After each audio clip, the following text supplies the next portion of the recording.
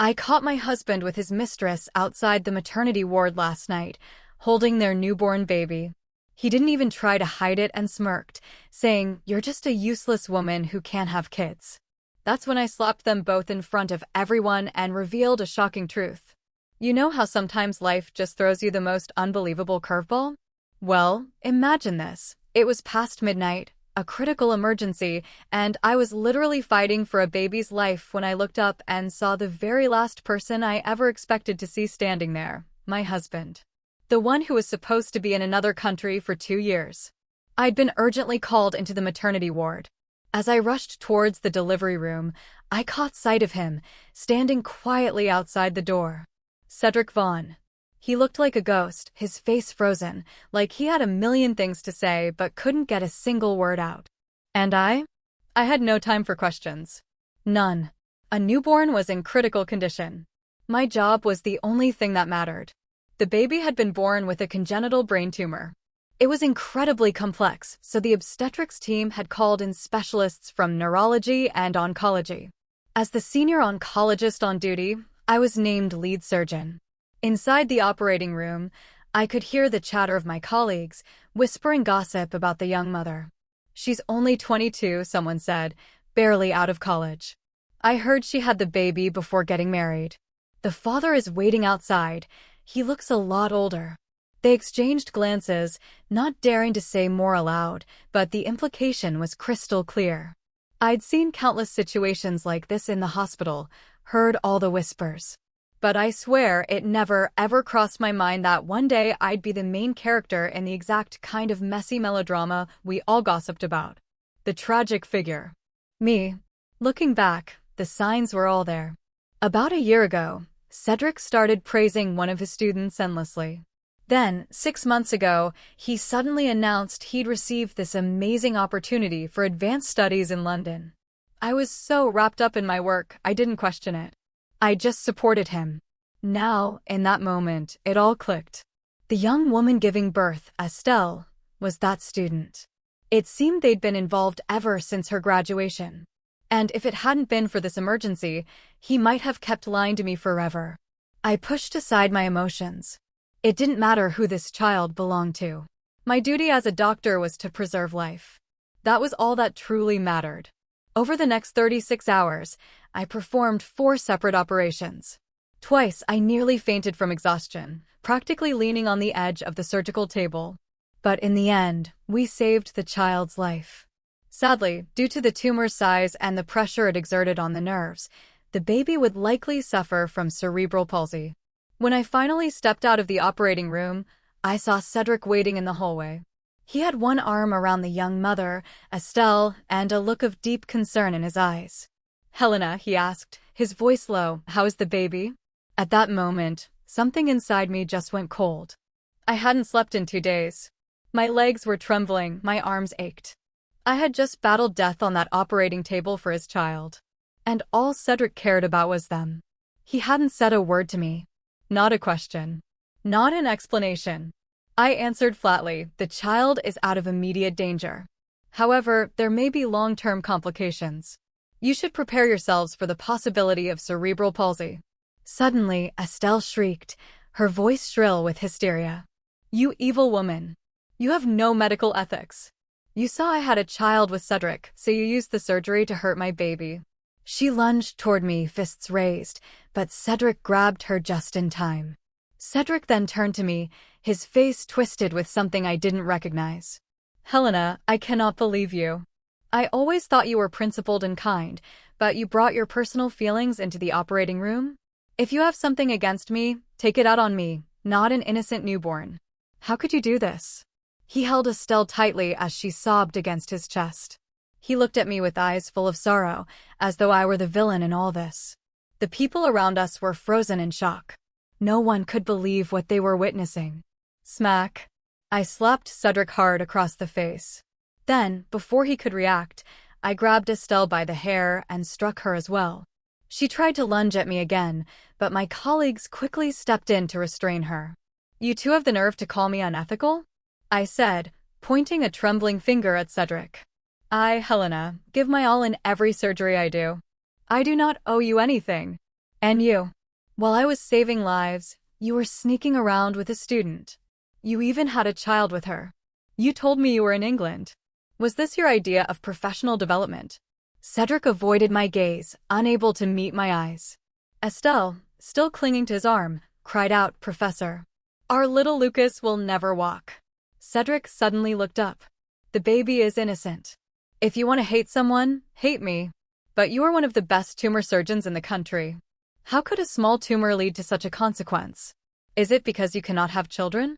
Is that why you had to ruin mine too, Helena? You did it on purpose." I stared at the man before me, barely recognizing him. Once, he had been a kind, optimistic young scholar with a warm smile. Now he looked like a stranger, filled with venom. "This is the price of your betrayal," I said coldly. "Instead of lashing out at me, you should be thinking about how to care for that child." Estelle screamed, her voice piercing, "I will make you pay for what you did to Lucas." Cedric pulled her close and whispered, "Let us go see our son. I will take care of the rest." The incident quickly made its way to the hospital director. He granted me a 2-month leave to rest and recover. Those quiet days gave me time to reflect on who Cedric truly was. He had come from a modest background and had worked his way up through scholarships. When we met during graduate school, I supported him through everything. After he entered his PhD program, he earned barely anything. I worked at the hospital to support us both. At one point, I became pregnant, but he was in the middle of an important research project, and I didn't want to burden him. I chose to terminate the pregnancy. The procedure left my body weak, and I never managed to conceive again. Later, with the help of my parents, Cedric secured a teaching position at the university. He soon became the youngest professor in his department. Over the years, he grew distant. I thought it was just the routine of marriage, the loss of initial passion. I never imagined that behind the coldness was betrayal. I never thought the man I had sacrificed so much for would one day repay me like this. On the 5th day of my vacation, my phone rang. It was Cedric. "Helena," he growled, barely containing his fury. "Did you freeze my bank accounts and put a hold on my property?" I replied calmly, "Yes. I filed for a property preservation order. Is there a problem?" I was trying to be civil, but it looks like you are forcing my hand. "Fine, we will get divorced." I let out a cold laugh. "Actually, the divorce should have been my idea. You have become so filthy, I wouldn't want to touch you again. Let alone stay married. Second-hand goods? No thanks." With that, I ended the call. Sometimes, it only takes a single moment for a woman to wake up. When I entered the operating room a few days ago, I still held on to a sliver of hope. But what happened outside those doors shattered it completely. From that moment on, I was done. A woman who sees the truth becomes sharp and decisive. I hadn't wasted a single day during my break. I made a detailed inventory of all our shared property and filed for legal protection of those assets. I would not let Cedric walk away with anything. The next morning, a court summons arrived. "Miss Helena," the official said politely, "your husband has filed for divorce. You are requested to appear in court at the appointed time." Perfect. All my documents were ready. I was just waiting for the courtroom door to open. On the day of the hearing, I arrived right on time. Cedric, clearly prepared, stood up and spoke confidently. "Helena is never home," he said. "Out of 365 days in a year, she is away for at least 360. Our relationship has broken down completely. I request a divorce and an equal division of assets." I raised my hand and addressed the judge. "Your Honor, it is true our marriage has broken down, but not because of distance. It is because Cedric was unfaithful." Cedric snapped back, "I never cheated. You cannot just throw out accusations like that without proof." I ignored him entirely and turned to the judge again. "We have submitted the paternity test results, Your Honor." Cedric's face twisted in disbelief. "How did you get a DNA test?" Then realization struck, and his expression turned dark. "You were planning this all along. I should have divorced you years ago. You kept my genetic material after all this time." I replied coldly, "You must have forgotten about the hair we tied together during our wedding ceremony. It has always been stored safely at home." He glared. "And Lucas's DNA? Don't tell me you didn't tamper with the surgery." I rolled my eyes. He had brain surgery. It requires head shaving. Naturally, hair was removed. You planned everything, didn't you? You were heartless and cold as always. Order, the judge interrupted, banging the gavel. The shouting had gone too far. I turned to the bench. Your Honor, Cedric has been living with another woman for 6 months. Their child was born just last week. During that time, he lied and told everyone he was abroad pursuing advanced studies. Recently, he also tried to move his assets, but thankfully I filed for property preservation in time. Given all of this, I request that Cedric leave the marriage with nothing and that asset division be enforced immediately. The judge reviewed the evidence and gave a clear ruling. The defendant's request is approved. As we left the courtroom, Cedric's face was black with rage. He had expected to walk away with half of everything. Instead, he got nothing. Not a single cent of the 50 million he had hoped to take with him. Fuming, he hissed, "You are so calculating, Helena. Don't think this is over. What you did to Lucas, you will pay for it." I gave him a sweet smile. Maybe I will, maybe I won't. But your payback came quickly. You are walking away with empty hands, Cedric. I shut the car door with a satisfying slam and drove away. In the rearview mirror, I caught a glimpse of his furious, pale face. My mood had never been better. I treated myself to a fancy dinner. Happiness tastes even better with dessert, after all. After all those years spent working nonstop, I finally had a proper vacation. I had just returned from a beach holiday in Sonia when I received a call from the hospital director. Helena, Estelle has filed a lawsuit accusing you of medical misconduct. The hearing is tomorrow. I understand, I replied. I will be there. Don't worry, he said warmly. The hospital has hired the best legal team for you. You have given your all for this hospital. We all believe in you. I had been a doctor for many years and had never made a single error in judgment. Why would I be afraid of false accusations? The next morning, my lawyer and I arrived at court as scheduled. Estelle showed up too, this time with her own attorney. It seemed she had finally decided to take things seriously. Right from the start, Estelle wept dramatically, claiming I was jealous of her and had deliberately harmed her child. In doing so, she also revealed that she was a mistress and had given birth out of wedlock. Her lawyer's face turned green. Eventually, Estelle stopped talking, and her lawyer began presenting documents. They cited legal statutes, alleged medical violations, and claimed significant damages. Then came the demand, compensation of 50 million. I couldn't help but raise an eyebrow. Estelle certainly had nerve. Our attorney remained calm. He presented detailed documentation from the day of the surgery, consent forms, medical records, tumor pathology reports, and supporting clinical studies of postoperative complications. He concluded confidently, all evidence shows that the complications experienced by the plaintiff fall within the known and accepted range of surgical outcomes. My client has not committed any form of malpractice. It was all clear and undeniable. After all, the lawyer handling the case had been hired by the hospital, and he was no ordinary attorney. He used to be one of our surgeons, but after suffering through a malpractice suit years ago, he switched careers and became a lawyer. He knew exactly how to protect doctors. The opposing counsel stood no chance. Estelle, furious and desperate, stomped her feet. She shouted, "How can such a minor operation take so long? There must be something shady going on."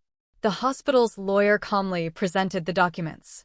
Here is a detailed log of the surgery times and all the medical supplies used. Estelle's voice cracked. She is supposed to be a leading expert in oncology. How could she leave behind permanent complications? The lawyer handed over another report. This is a clinical study on brain tumor removal in infants. The risk of cerebral palsy following surgery on newborns is as high as 90%. The probability of complications is well documented. Estelle's composure unraveled. No, you are just jealous. Jealous that I am with Cedric. Jealous that I was able to give him a son, unlike you, you useless hen who cannot lay eggs. She was completely unhinged. With a scream, she pulled off her shoe and hurled it across the courtroom. Security immediately stepped in and restrained her. The court had no trouble reaching a verdict in my favor. Outside, Cedric had come to collect Estelle. She ran into his arms, sobbing uncontrollably. Through her tears, she yelled at me, "Helena, how did you become so heartless? So cold? So dismissive of human life? A person like you does not deserve to be a doctor." Cedric stood stiffly beside her, lips pressed together, a deep frown etched into his face. Estelle kept going. "You ruined the grandchild his mother waited so long for. She will never forgive you." So, Cedric's mother had known about Estelle all along? Had even accepted the child? That settled it. There was no need for me to show any more mercy. Sure enough, just 2 days later, I received a call from Cedric's mother. Her voice came through the phone, agitated and loud. "Helena, why can't I get into the neighborhood? The gate won't open." I peeled off my face mask slowly and replied, "Because Cedric and I are divorced. The property is legally mine now." She screamed into the phone, "That is my son's house. You have no right to stay there. You two divorced, so the house belongs to him." I hung up. With security guarding the entrance, I knew she couldn't get in. But not long after, there was a knock at my door. I opened it to find 2 uniformed officers standing outside. Cedric's mother stood to the side, grinning smugly.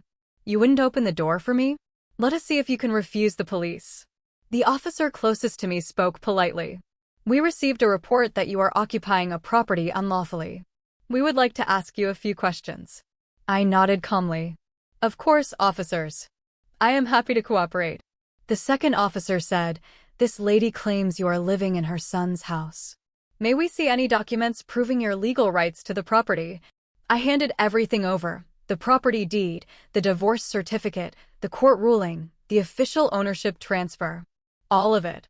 "I am no longer married to her son," I explained, gesturing towards Cedric's mother. "He left with nothing because of his infidelity and the child born from it. All the documents are here. Please take your time reviewing them." Cedric's mother shouted, "She is lying. My son did not cheat. She was the one never home, always off doing God knows what. She must have had a lover." She lunged forward, trying to snatch the papers. The officer stepped between us, frowning. "Do not interfere with our investigation. If you continue, we will consider this obstruction of justice." That shut her up, at least for a moment. The officers reviewed the documents carefully, then nodded. "Everything appears to be in order." Cedric's mother started up again, her voice shrill. "She is a terrible woman. She even harmed my grandson. She tampered with the surgery, and now the poor child has cerebral palsy." I nearly laughed aloud. Clearly, Cedric had not told her a single truth. Without a word, I handed over the court's ruling from the medical dispute. The case was settled just 2 days ago. The officers read it, their expressions stiff and uncomfortable. "There are no issues with the paperwork," one said finally. Cedric's mother, furious, raised her voice again. "You police are letting this wicked woman live in my son's house after everything she has done. After she ruined my grandson's life." She reached forward, clearly intending to lash out. The officers immediately stepped in. "You filed a false report, and now you are attempting to assault officers. This is your final warning.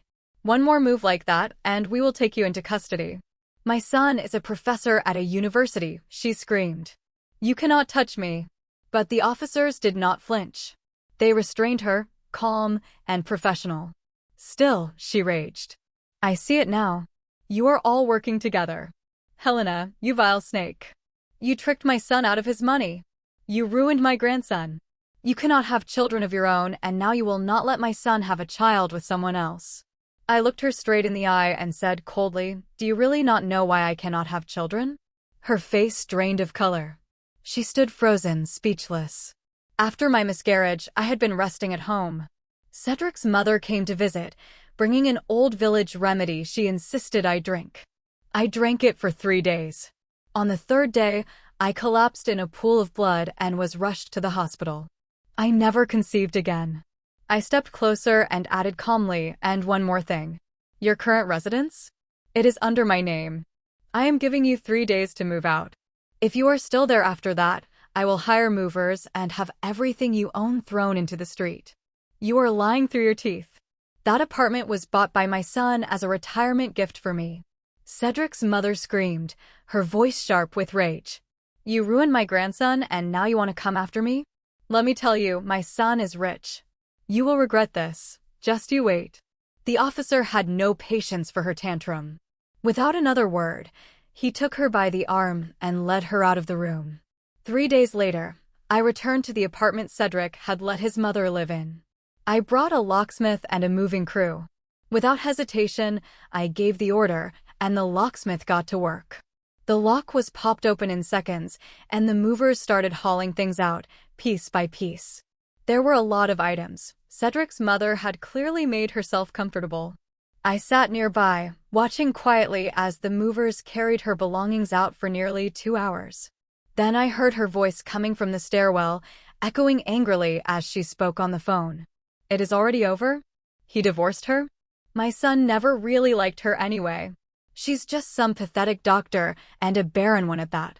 The movers exchanged glances, uncomfortable with what they had just heard. Keep going, I said calmly. Triple pay the crew. Their pace picked up instantly. Moments later, Cedric's mother arrived at the door, still on the phone. When she saw her front door wide open and people inside, moving her furniture, she let out a piercing shriek. Who are you people? How dare you break into my home in broad daylight? Thieves. Thieves, she shouted, grabbing one of the workers by the shirt. I am calling the police. You are coming with me. That was when she noticed me, sitting quietly in the living room. So it is you, she screamed, her eyes widening in fury. I was going to come settle scores with you, but here you are, showing up on your own. Still holding the phone, she yelled into it, Second sister, there is a thief in my house. Cedric's ex-wife is trying to steal my things and throw me out onto the street. Come quick. A chorus of voices responded on the other end. Hang in there. We are on our way. Meanwhile, the movers kept working, carrying boxes and furniture out the door. Cedric's mother tried to stop them, but it was like trying to hold back a flood. She turned to me and shouted, just wait until my son gets here. He will make you pay for this. Then she cried into her phone again, Cedric, hurry. Helena is trying to take your mother's home. She is throwing me out. You must help me. I ignored her completely, continuing to play a matching puzzle game on my phone as if she were not even there. Cedric arrived quickly. The moment he walked in, his mother rushed to him, sobbing and wailing. The apartment was a mess. Boxes everywhere, furniture halfway out the door. Cedric raised his voice. Stop.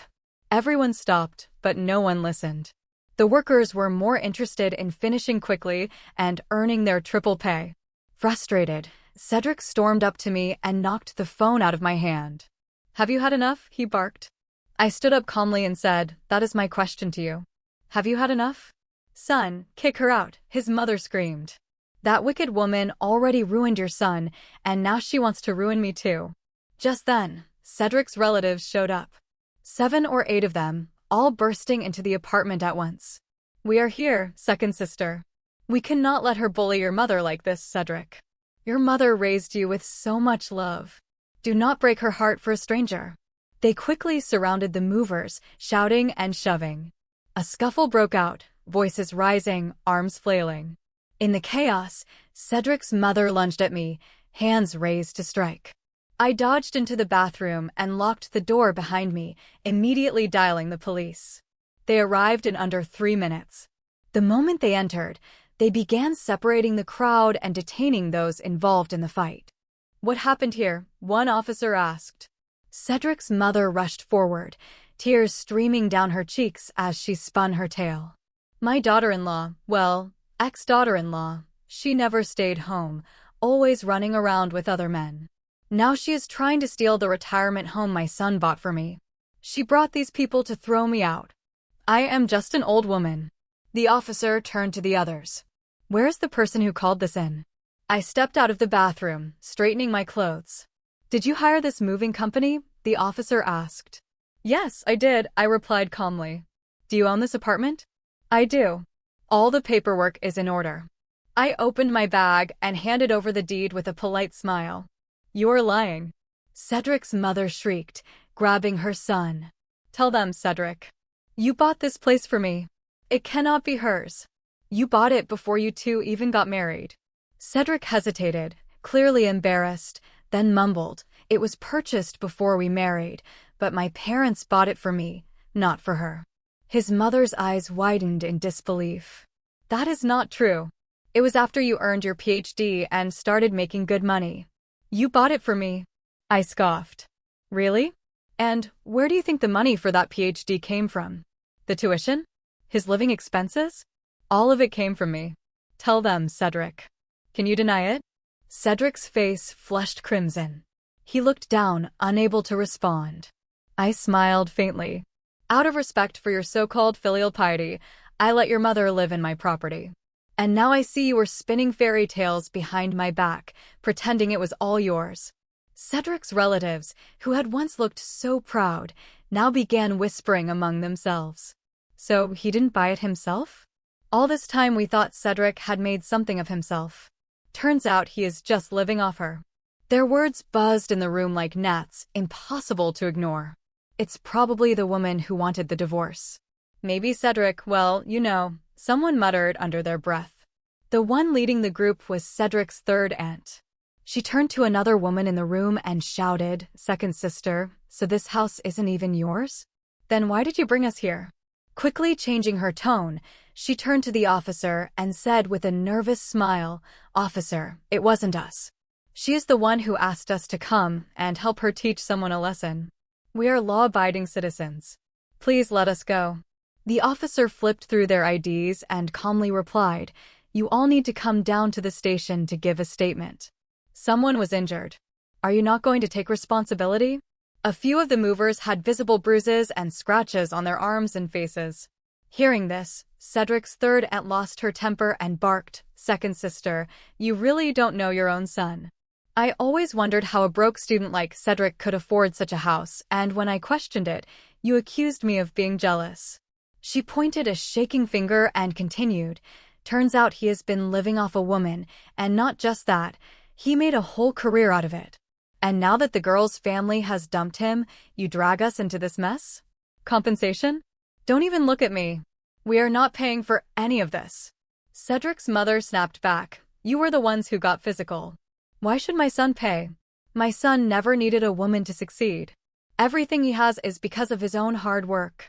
She raised her voice, her face red with anger. "Besides, he was the one who left that ungrateful woman. He already found a new daughter-in-law and even has a big, healthy grandson." As both sides shouted back and forth, the police finally escorted everyone to the station.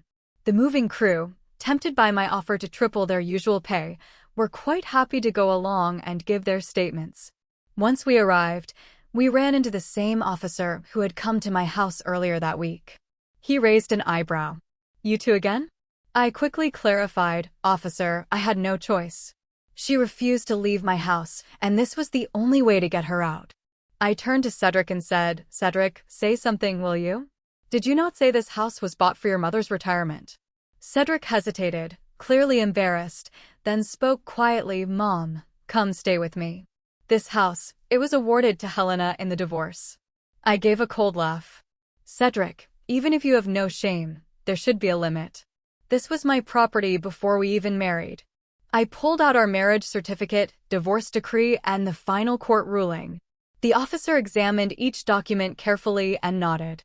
"This is clearly her premarital property. But your methods were a bit extreme."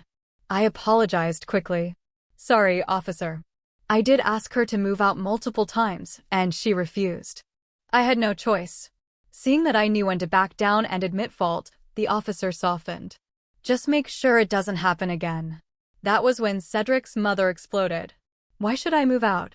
You must have tampered with the house deed." Cedric stepped in, clearly upset by his mother's distress.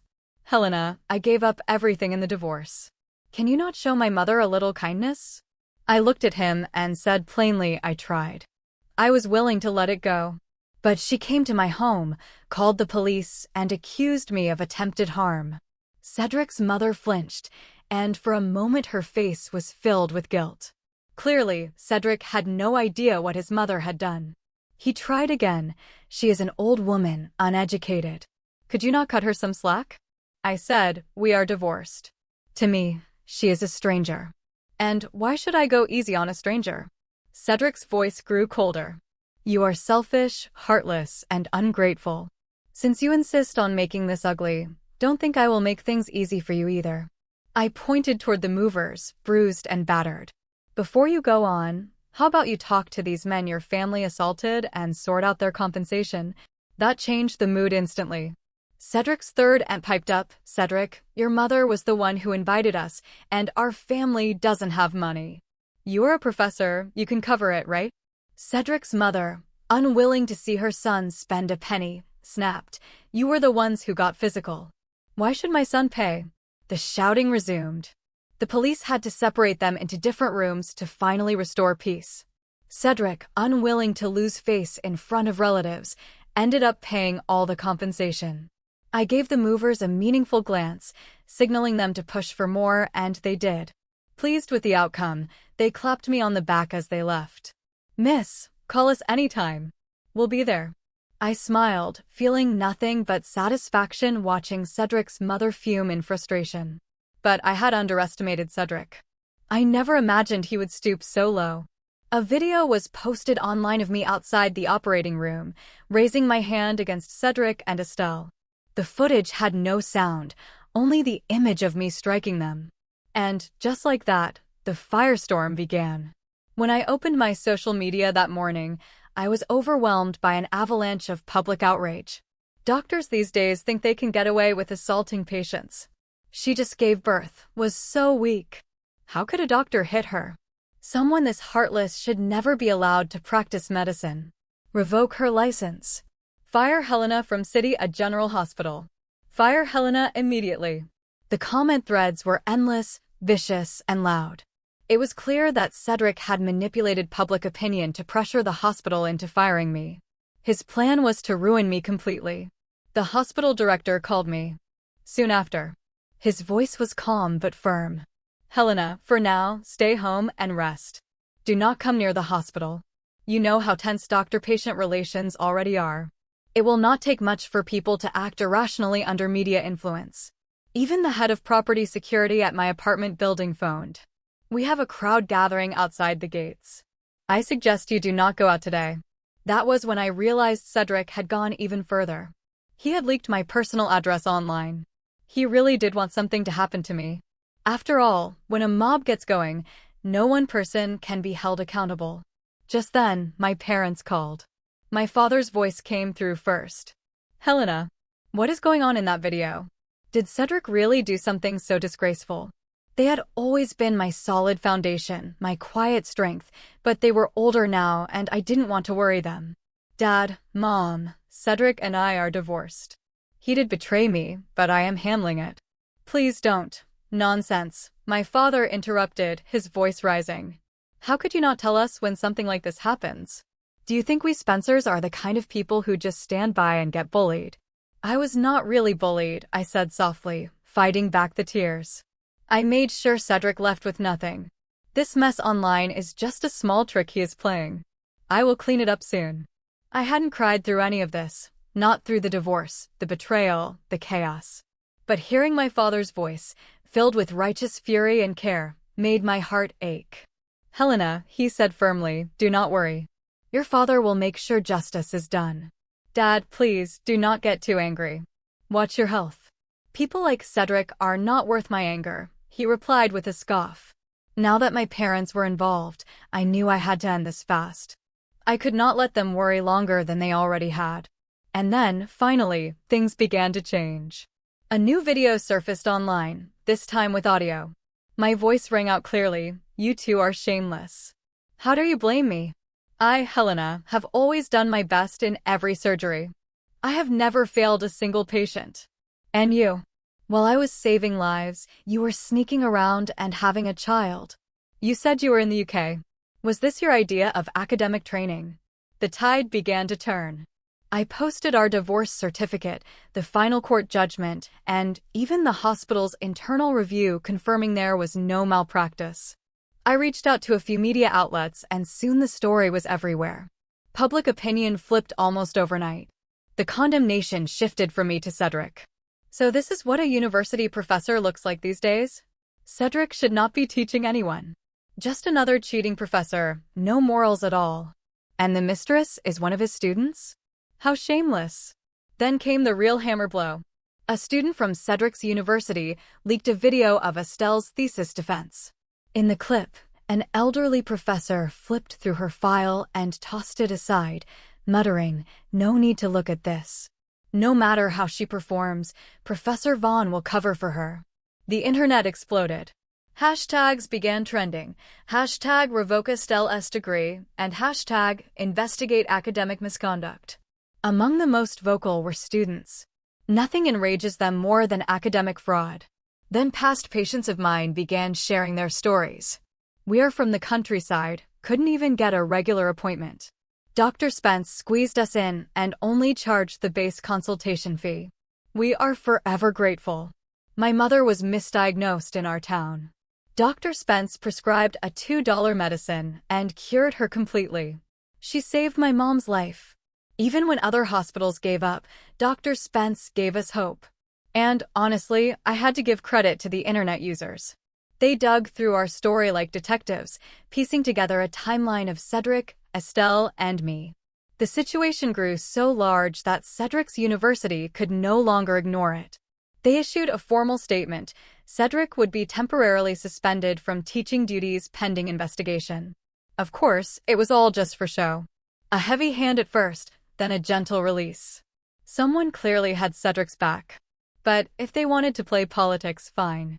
They had their people. I had the Spencers. Days passed. The storm slowly died down. Then Cedric called me, smug as ever. "Helena, did you really think public opinion alone could bring me down?" His voice was full of arrogance. "I am one of the top young scholars at the university. I am leading over a dozen national-level projects. The school is grooming me for an academician title. You think a bit of scandal will stop that?"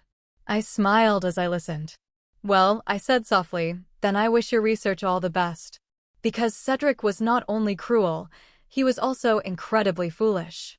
He came from a poor village, a scholarship student with no connections in City A. So how exactly did Cedric manage to receive such special attention at the university? How did he end up in charge of more than 10 major national projects? Did he really believe it was all because of his own talent? There are plenty of brilliant people in this city. Why him? The truth was simple. He was the son-in-law of the Spence family. My father, once a legendary surgeon, had long since retired. For years now, only the elite, those in the highest circles of influence, could even hope to persuade him to lift a scalpel. Back in his prime, people had to book him months in advance and even send private jets to bring him in for surgery. Though he no longer practiced, his name still held power. The president of a university had been given a nudge by those above, and as a result, Cedric received special treatment. But Cedric, clueless and arrogant, thought it was all due to his own brilliance. Back then, I must have been blind to think he was modest and self-possessed. In truth, he was simply delusional. Fortunately, I see him clearly now. To celebrate my newfound clarity, I treated myself to a full spa day. Just as I was sinking into a relaxing massage, my phone rang. It was Cedric. "Helena," he said through clenched teeth, "what did you do?" "All my projects have been suspended, and my position was demoted to lab technician." I replied coolly, "Whatever happened, it was not me. Who else could it be? I have always treated people well. I have no enemies." I dragged out my words on purpose. "Well, maybe someone wanted to please my father and decided you were expendable." He scoffed. "Your father? He is just a retired doctor." I laughed. "You're so naive. You really think you became a professor at 35 and were given control of 10 national projects just because you were gifted? It was because you were the Spence family's son-in-law."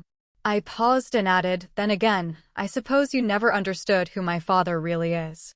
Your background limits what you can see. Even the president of a university stands respectfully and addresses my father as Sir. I had planned to let this all pass quietly, but you chose to stir things up in public. Now that my father knows, of course he will not let you off easy." Cedric fell silent. He mumbled, "No, that cannot be. It just cannot be." I hung up. I had no interest in listening to his stunned rambling. Let him sit with the truth. Cedric lost his projects, his title, and left the marriage with nothing. Now he lived in the staff dormitory with Estelle, their newborn, and his mother. I did not aim to destroy him completely. He could remain a lab technician for life. It was enough to support a small family, assuming the child did not have cerebral palsy. But cerebral palsy required immense time, effort, and money. There was another storm waiting to arrive. 2 months later, as I walked through the hospital's underground parking lot after work, I found Cedric waiting near my car. His face was sunken and pale, his eyes tired. "Helena," he said, his voice quiet, "can we talk?" I was wrong, truly. I opened the door, ready to drive away, but before I could step in, Cedric rushed forward and grabbed me. Without hesitation, I turned and slapped him hard, then kicked him in the stomach, sending him to the ground. He scrambled up and dropped to his knees. "Please," he begged, slapping his own face repeatedly. "I will stay right here on my knees if I have to." I was too embarrassed to let the scene continue in public, so I agreed to speak with him at a nearby tea house. Sitting across from me, Cedric looked pathetic and desperate. "Helena," he said softly, "I see things clearly now. I was wrong. I have always loved you truly. I only liked Estelle because she reminded me of you when you were younger. She was just your shadow. In my heart, there has only ever been you. I sent her away. Please, let us get back together. I do not care that you cannot have children.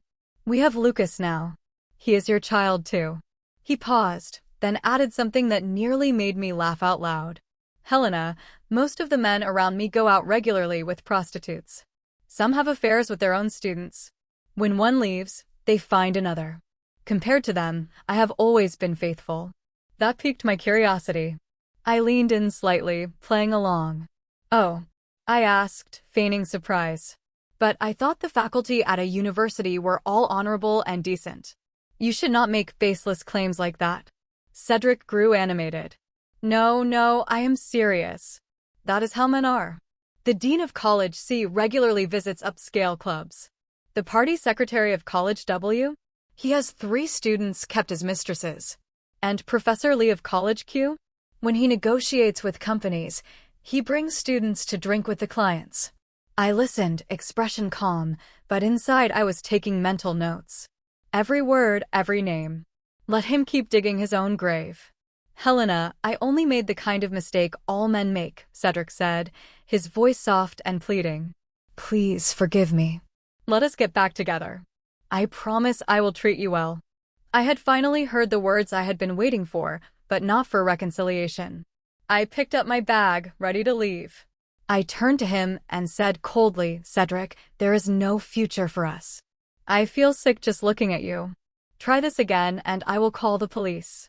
Cedric stepped closer, frustration seeping into his tone. "Helena, I am begging you here. What more do you want from me?" There it was. He couldn't even pretend to be humble for more than 10 minutes. I walked past him without another word, heading for the parking garage, ready to drive home. But when I reached my car, I spotted his phone lying on the ground. He must have dropped it during the scuffle earlier when I had kicked him. Out of instinct, I picked it up. The screen was still active. I entered his passcode and began to scroll through his messages. At first, I saw that he had joined a research discussion group, but when I opened the chat, it was full of explicit conversations and illicit services being arranged. When a man says that everyone around him is doing something shameful, what he really means is that he has done it too, probably more than once. Then I came across Cedric's private chat with his mother. "Son," she wrote, "that little Estelle ran off on her own. At least we did not have to kick her out ourselves. Be patient," she continued. "Once you get Helena under control, we will have everything. She is an only child. Once her parents are gone, it will all be yours. They're getting old, just a couple more years. You can manage that. A woman always needs a man. What happened with Estelle is not a big deal. Just sweet-talk her a little." My hands trembled with rage. It was bad enough they had plotted against me, but to drag my aging parents into their scheme? That was beyond forgiveness. I had tried to show mercy, to leave things with some dignity. But once Cedric targeted my family, he left me no choice but to respond with the full force of my anger. Ever since the video of me slapping Estelle outside the operating room had gone public, I had started carrying a hidden camera button, just in case. It was meant for my protection. I never expected it would capture Cedric incriminating himself as well. That night, I sat at my desk and carefully organized everything I had found: Cedric's vile messages, his mother's schemes, and the full recording from the hidden camera. I packaged the files and sent them directly to the Ministry of Education and the National Supervisory Commission. It was time to clean house in the academic world. To avoid any further contact with Cedric, I submitted a formal request to the hospital asking to be transferred for medical aid work in Xinjiang. Out there, under the vast and open skies, I found my heart slowly settling again. In the second month of my stay, I came across news of disciplinary action taken against professors at Cedric's university. It was not just a matter of personal misconduct, it had uncovered a wide network of academic corruption. Cedric had been just one thread in the web, but pulling on it had unraveled a tangled mess of dishonesty and deceit. Looking back, being betrayed by him felt insignificant. Beyond the snow-covered peaks of the Tian Shan Mountains, a single ray of sunlight pierced the clouds and bathed the earth in golden warmth. My life, my real life, was only just beginning.